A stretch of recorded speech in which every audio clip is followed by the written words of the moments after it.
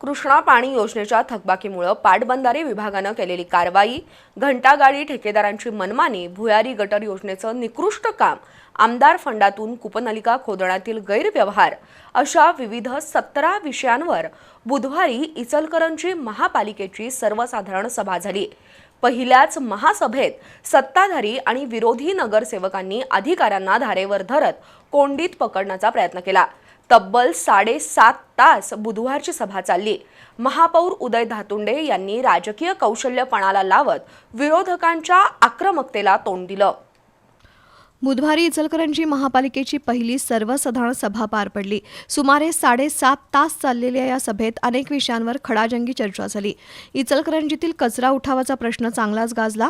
सार्वजनिक स्वच्छतेच्या मुद्द्यावर अनेक सदस्यांनी नाराजी व्यक्त करत एनडीके कंपनीला काळ्या यादीत टाकण्याची मागणी केली।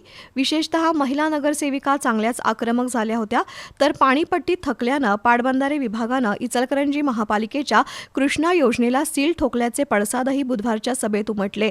विरोधी सदस्य मदन कारंडे आणि सभागृह नेते विठ्ठल चोपडे यांच्यात या विषयावरून चांगली जुगलबंदी पाहायला मिळाली।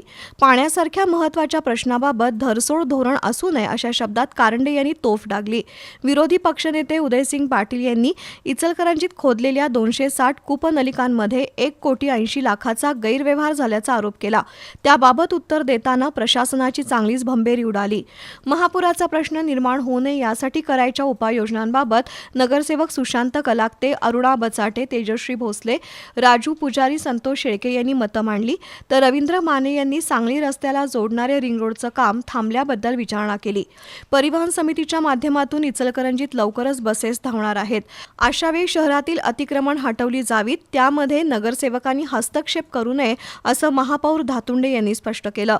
इचलकरंजी महापालिकेच्या पहिल्याच महासभेत काही विषयांवर सत्ताधारी नगरसेवकांमध्येच समन्वयाचा अभाव जाणवत होता, तर अनेक मुद्द्यांवर सत्ताधारी आणि विरोधकांमध्ये जोरदार खडाजंगी झाली।